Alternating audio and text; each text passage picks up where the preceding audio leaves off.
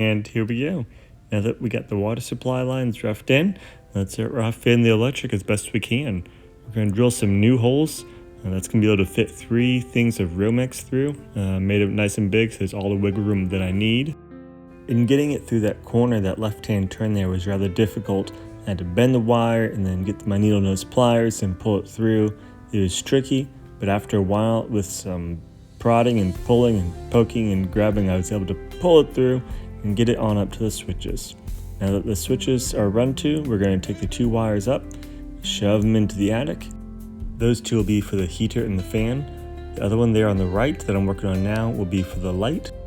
Now this video does not account for all the times I had to stop and pause and go take care of crying kids, so sorry for the bad camera angle on this part. I didn't think to check it. Now we're going to install a GFCI in a depth adjusting box. This will go above the toilet in a cabinet that I'm going to build, and then the outlet will service any rechargeables that I have in that cabinet above the toilet.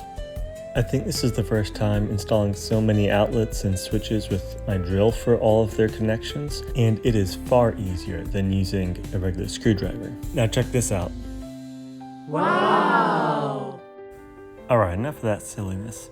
Now this is the main line for the rest of the bathroom that'll power the light, the fan, and the heater. It's all going to go through this GFCI for some extra protection, which means we're going to daisy chain it and not do pigtails. I have this one in the adjustable outlet box as well, but we'll see if the tile comes all the way that far over or if we'll just do drywall. But either way, it's nice to have the flexibility. Alright, now let's get on over to the big project.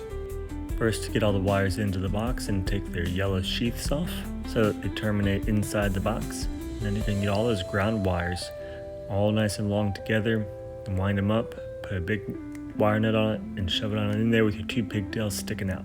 Up next is the power supply bundle.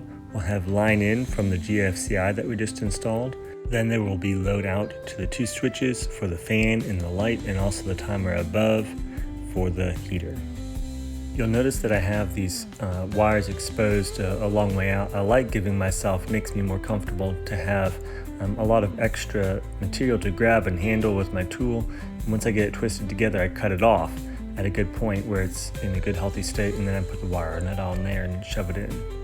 And so now I'm going to do the return wires, which is where I kind of make 2 mistakes. First, I forgot that switches don't need pigtails out to it, so I add in 2 extra pigtails that I'll take out later.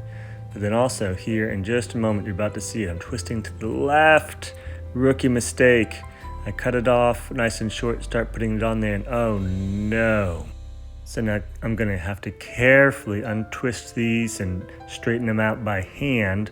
My thumb still hurts from doing this yesterday.